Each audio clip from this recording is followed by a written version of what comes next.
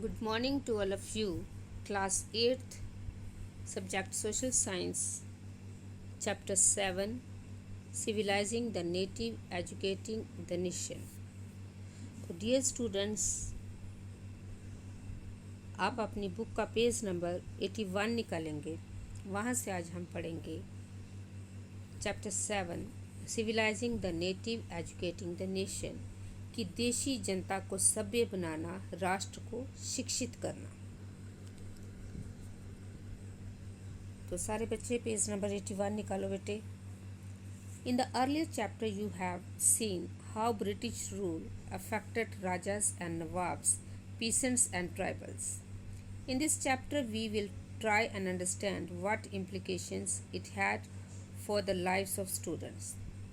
For the British in India wanted not only territorial conquest and control over revenues, they also felt that they had a cultural mission.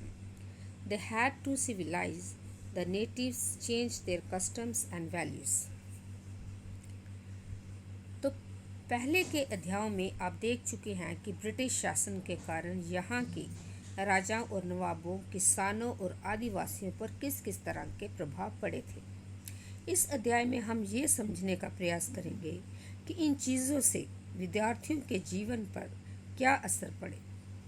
विद्यार्थियों के जीवन को समझना इसलिए ज़रूरी है क्योंकि भारत में अंग्रेज़ केवल भूक्षेत्र पर विजय और आय पर नियंत्रण ही नहीं चाहते थे, उन्हें लगता था कि उनका एक सांस्कृतिक मिशन भी है। वे मानते थे कि उन्हें देशी समाज को सभ्य बनाना है और उनके रीति रिवाजों और मूल्य मान्यताओं को बदलना है। What changes were to be introduced? इसके लिए कौन से बदलाव लाने जाने थे?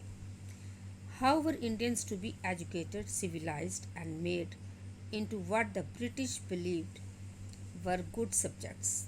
The British could find no simple answer to these questions. They continue to be debated for many decades.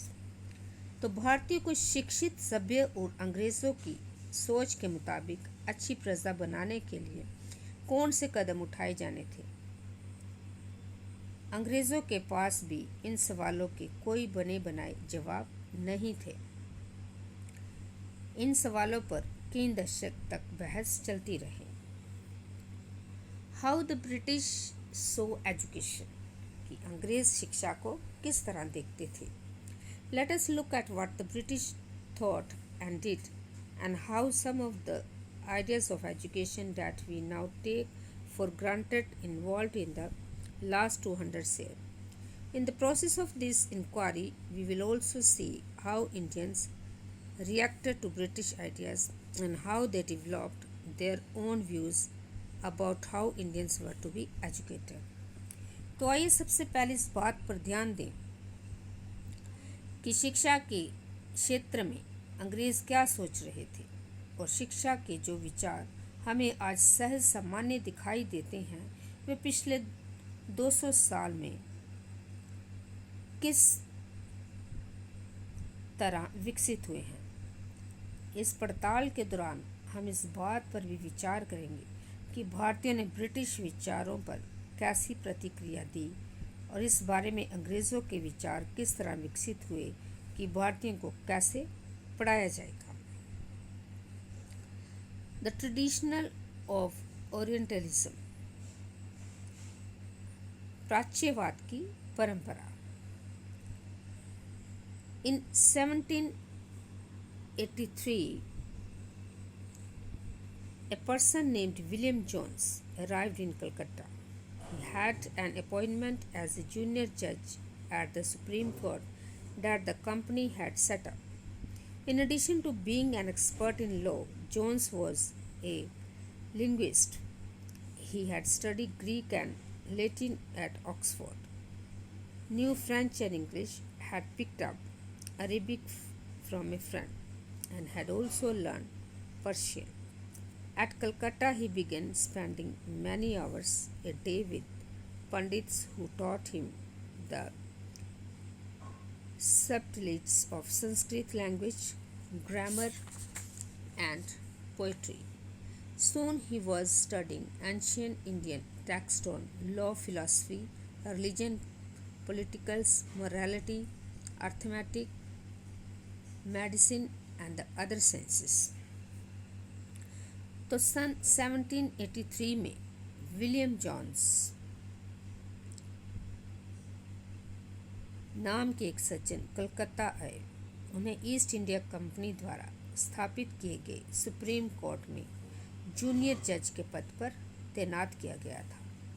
कानून का माहिर होने के साथ साथ जोन्स एक भाषावादी भी थे। उन्होंने ऑक्सफोर्ड में ग्रीक और लैटिन का अध्ययन किया था। वे फ्रेंच और अंग्रेज़ी जानते थे और अपने एक दोस्त से अरबी सीखने के अलावा फ़ारसी भी सीख चुके थे।